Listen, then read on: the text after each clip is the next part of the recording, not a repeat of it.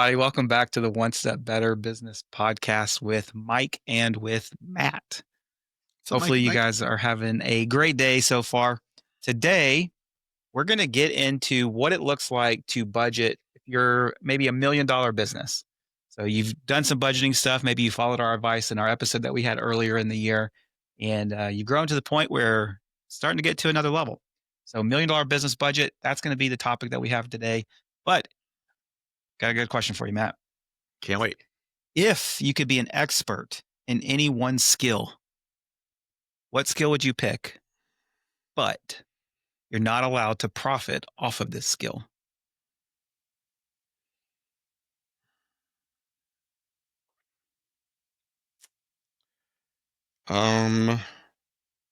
Profit. Ooh, I could get my son's in the room. A little awkward. Earmuffs. Earmuffs, Mason. Earmuffs. No. I will say.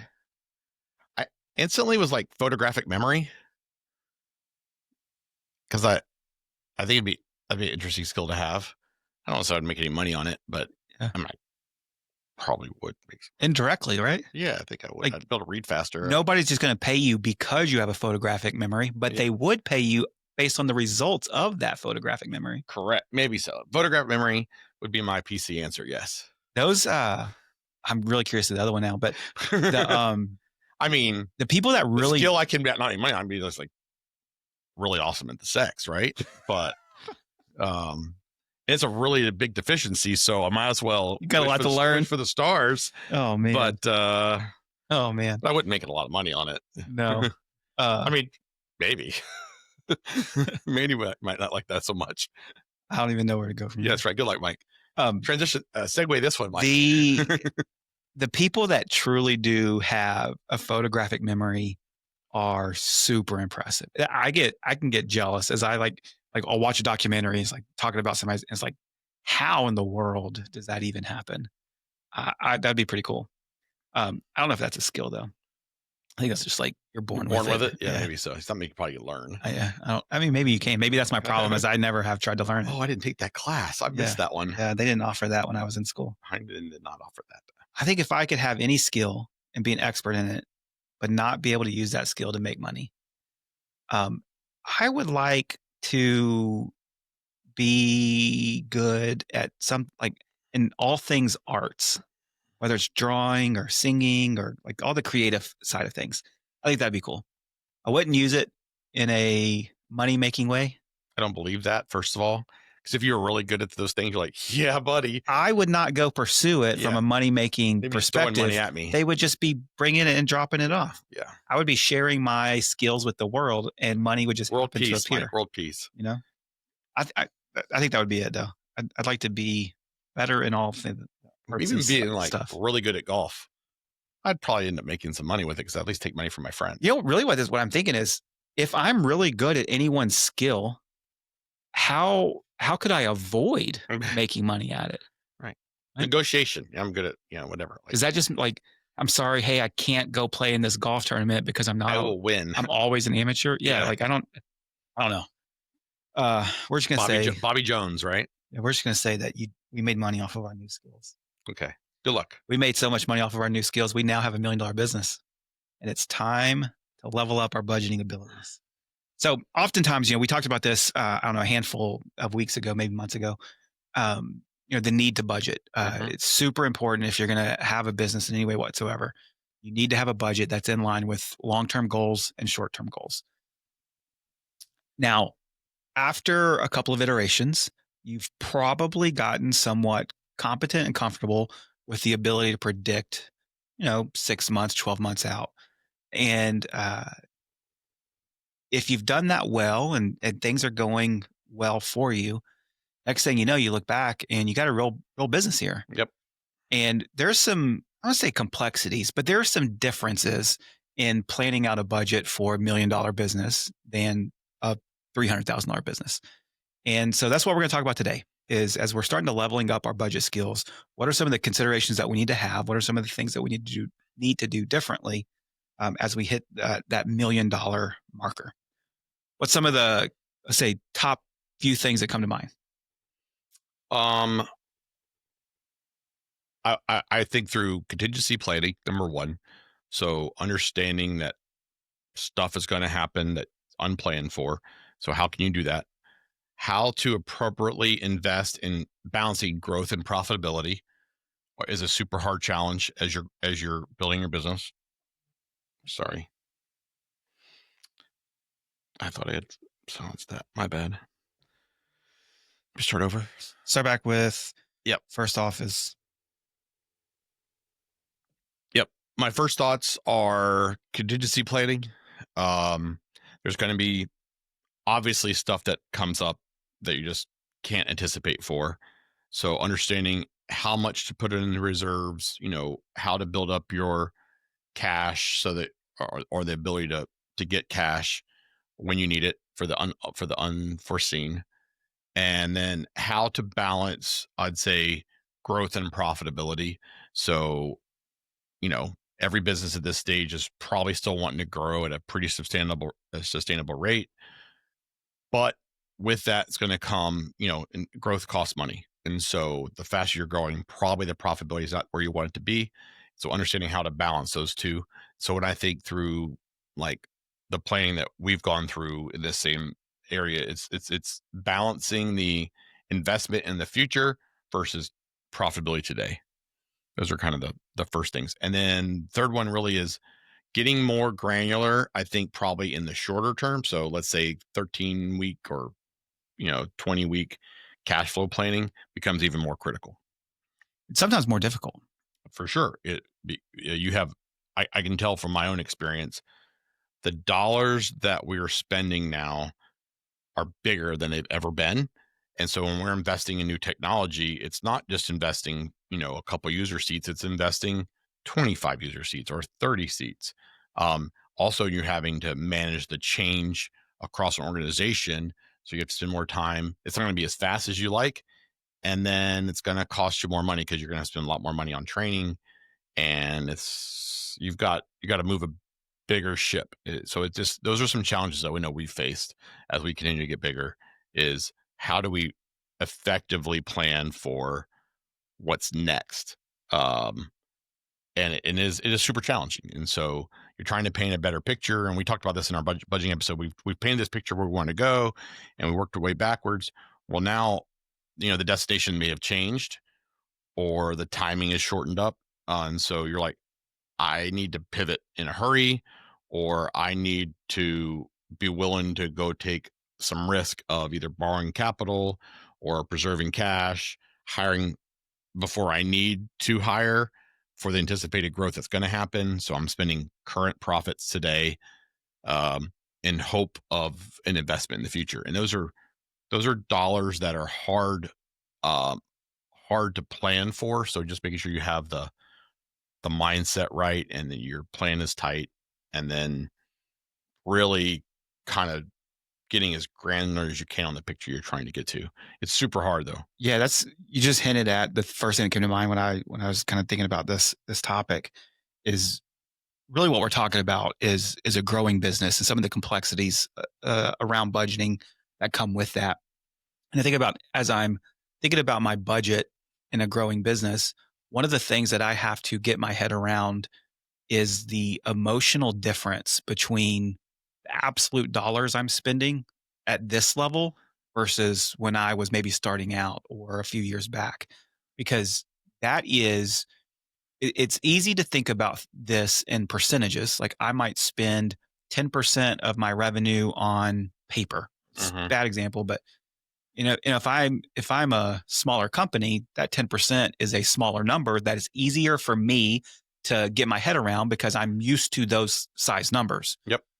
But if I am a $1 million business, $5 million business, $10 million business, that same percentage becomes more difficult for me to get around because I don't, just my mindset isn't that. You think about, can you imagine $10,000 on a table? Can you imagine $100 million on a table? Those are two very, very different concepts. And if as the leaders, can't emotionally get there to where the absolute dollars are not okay with, but more comfortable with, it gets really hard to plan for growth because you think about I in feel our I've been business. uncomfortable and many a time going, I'm writing a really big check on something that I'm not 1,000% sure of. Yeah, yeah, and in our, the thing I think about for us is the money that we spend on food. Oh yeah. We do a whole lot of lunch and learns, or whether it's employee appreciation, birthday lunch type stuff, or like we're getting our entire team together. 10 years ago, to get our team together and go grab something to eat, it was maybe $100. Like it was relatively cheap. Well, we got 45 people now. Just for us to go order pizza now Yep. is significantly more. Oh yeah. You start to add that up between multiple teams doing multiple lunch and learns and multiple birthday celebrations, anniversary celebrations, or just all the stuff that comes with that. If you look at our P&L or even our budget for food, the absolute dollar there is It, like, it's holy it's more than I smokes. did in first year revenue. Right. So I tell you that. like it's more than that. and that's hard to get your head around. Yeah, and you start talking about like our travel. Like we go to a number of events a year. Where we're sending multiple people. Each event that we go to, minimum is basically $30,000. We don't go to an event any year now that when we go as a team, if it's 5 people or 6 or whatever, it's at least $30,000. Well, if we're doing that 5 times, that adds up in a hurry. But you're like, well, who am I not going to bring? I got to bring this person because they're the person who handles this thing. And this is like, it adds up in a hurry. And, when we think about what we spend on water, like all those things, like just like, oh, wow, this is like real dollars. Talking about we spend on marketing, like our sales and marketing budget today is similar percentage as it's been for years. It's 15 times average dollars or absolute dollars now versus what it was. You're like, okay, this is a significant investment.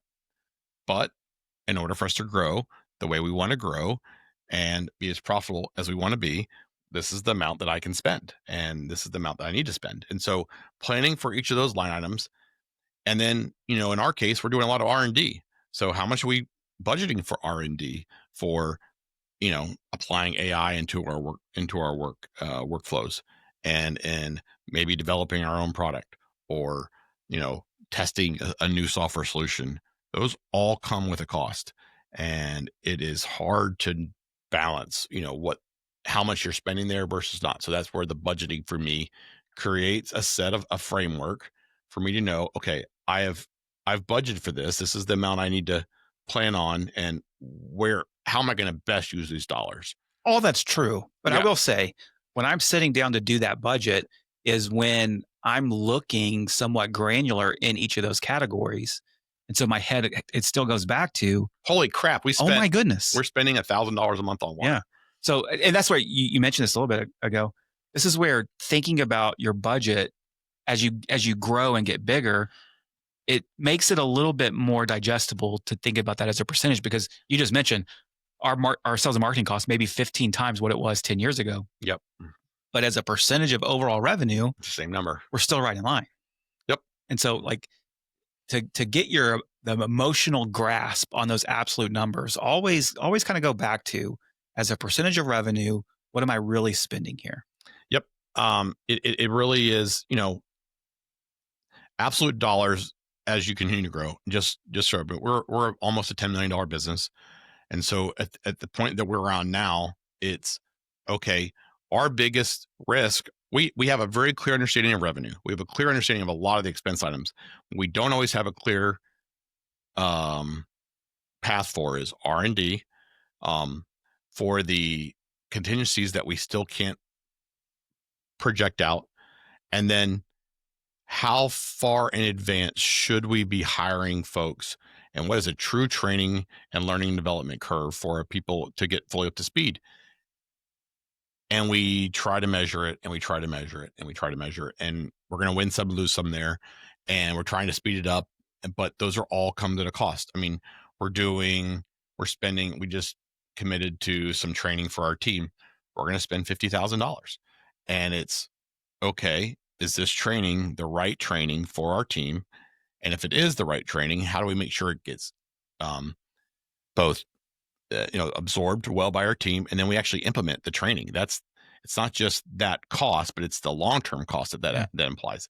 And all those things are something that we have to think through every step of the way. So, as we're looking at our own growth, it really is important for us to understand what our reserves are, how much cash should I always have on hand, what's my ability to borrow if I need to borrow, am I being a good steward of our cash, and are we looking at our budget from the standpoint, like we talked before, is it's an evolving thing. So it's not absolute. You know, we didn't have a great first quarter, but we had a really good second quarter. So we adjusted our budget in the first quarter, and now we've just readjusted our budget again at the end of the second quarter. Something we're going to do again at the end of the third quarter, and we're just going to make sure that we're still on target. And so that's kind of where we want to make sure that we are just ever present of where we are versus where we're trying to go. Yeah, another thing I think about is, as if you have a growing business as the owner, it is very easy to let personal expenses and lifestyle grow at the same rate of your business. And at some Mike, are you point, talking to me? at some point, that's going to come back and bite you because Mhm. you don't have the margin for cash Mistakes. flowing some of the reserves that you need because of the unexpected that's coming up. Very much so. And so you have to really kind of be mindful of kind of setting some personal discipline and some limits on yourself to say, hey, you know what? Yes, I can take home an additional 10%, 20%, whatever it is of my profit, or I can throw that over into, think about like a retained earnings or just kind of have some Reserve. cash on hand. Because I don't know. One of the things that have been, I know for me, in the 10 plus years that I've been here and we've been growing at a pretty good clip for quite a while. One of the things that was difficult for me is to really understand how expensive growth is, how much is needed to, you got to keep reinvesting.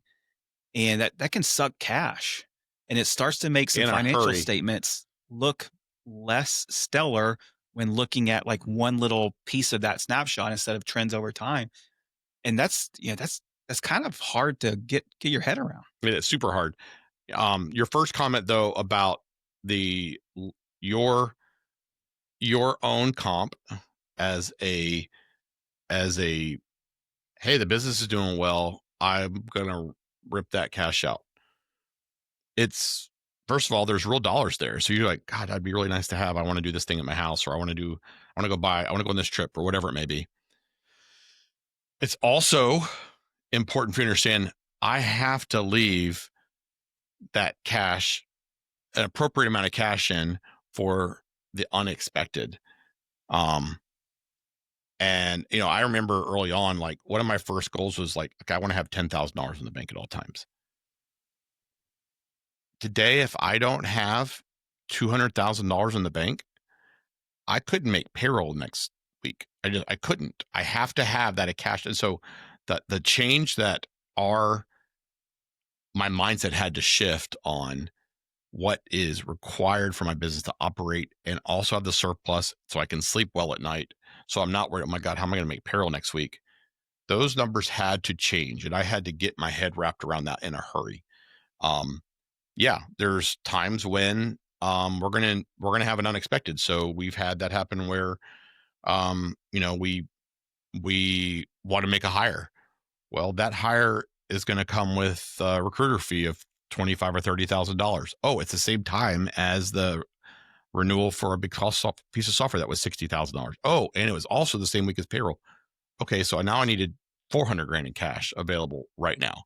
And you're like, okay, how do I anticipate that if I didn't know 2 weeks ago that I was even planning on hiring that person?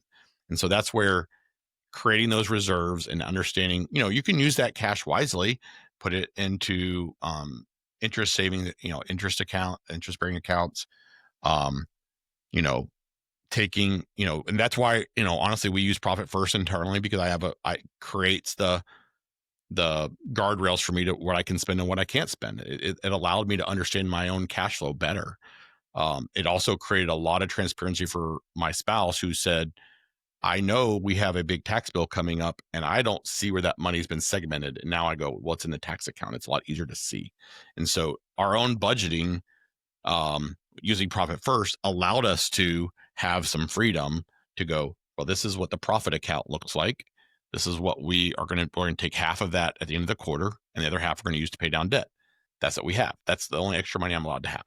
And so that just allowed me to understand my own reserves. So because I know That was a we're not big talking that about was a big profit tangent. first. Yeah, that was a Yeah, big yeah. tangent. But the overall idea of profit first is essentially every dollar that comes to the door Has a purpose. has a purpose. It's allocated towards something. We're going to save some. We're going to put some towards our operational expenses. We're going to take some home. If you were thinking about $1 million company, Mhm. $1 million revenue company, what allocations would you put in place on that size? I would have a very clear understanding of what I want to pay myself. That's the whole reason why you're doing. That's number one. Yep. It's still number one.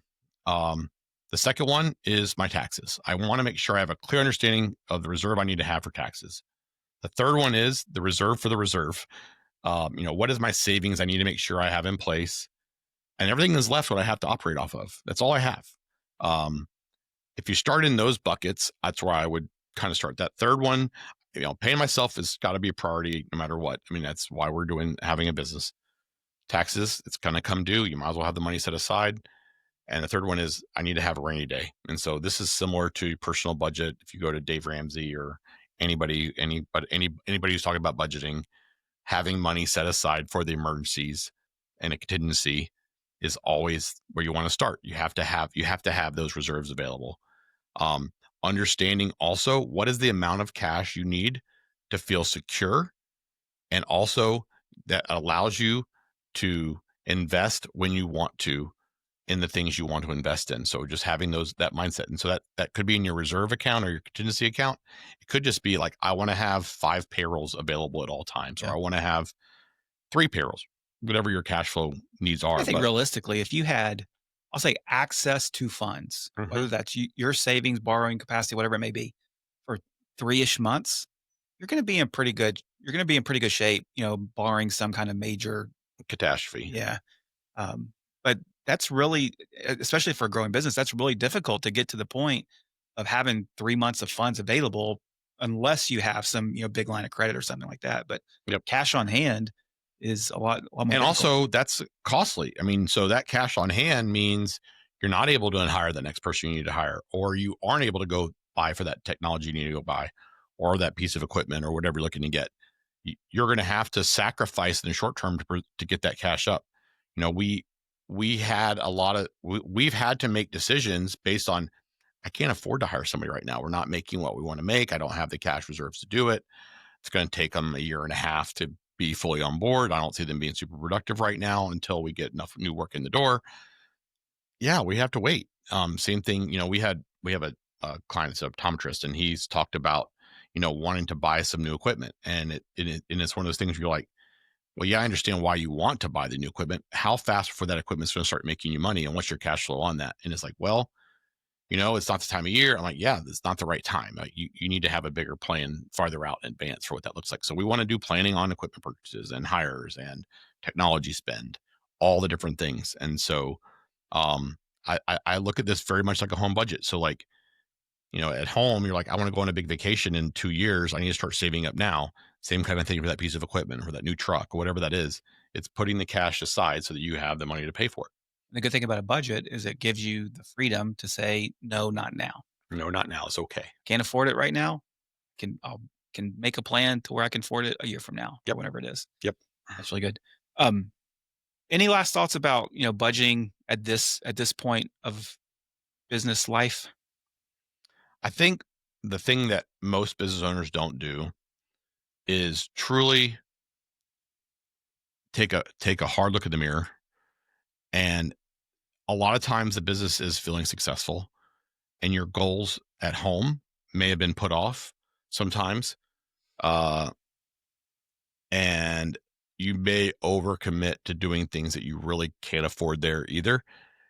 And it feels like you should be able to, because let's say the business is making a couple $100,000 profit. Hey, I should be able to take $20,000 to do this thing. I would tell you, take a hard look in the mirror and go, is it the right time? It's a hard thing to do. I would say I'm not the best at it. That's why that's why I put profit first in place for myself. I am a spender by nature. And so because I know that, I was disciplined enough to create a system that allows me to spend what what I know I can. And so if you have that same tendency, that's why I have, I do a really good job of drips. And so I have drips for savings and drips to my tax account and drips to my investments. If I don't do that, I'm going to spend the money on stupid stuff. Yeah. That's probably something that's not talked about enough, because Yeah. entrepreneurial spirit is one of spending, I because like to spend money. it's a abundance mindset. Yep. I can always go make more money. I can always go do something different to Yep. bring in the next big deal. And it's easy to hit that first, whatever that first mark of success is that you set for yourself. When you hit that, it's easy to start to think, man, I've done something here. I deserve something here. Yep. And that's not necessarily wrong, Nope. but you do have to temper that with, where am I going 3 years from now? Correct. And again, it goes back to having a plan in place, bigger picture, longer picture. Um, it gives you those guardrails for yourself. And it's not because I'm a slave to the budget or I'm a slave to the plan. I had the foresight of discipline to know where I'm trying to get to. Now I have to walk the path to actually get there. And sometimes there's a pull at your heart to say, oh, I want to go do that now, when really you should say, I've already planned to do that 3 years from now. Yep. So that's a good point. It's so hard to do. It's easy. I mean, I've had a lot of clients we've had talked to over the years going, you are spending more money than you're making. Let's talk about this. And so part of your budgeting is understanding home and personal, how they are intertwined. Also, the mentality of an owner is that you have had to sacrifice probably to get to where you are. And just because you see some success doesn't mean it's not going to change. So Yeah, timing matters. yep. Good stuff. Excellent. If you guys are wanting to make sure that you never miss out on additional financial planning kind of content like this, make sure that you click subscribe. We would love to have you join us every week. Thanks, everybody. Have a great day.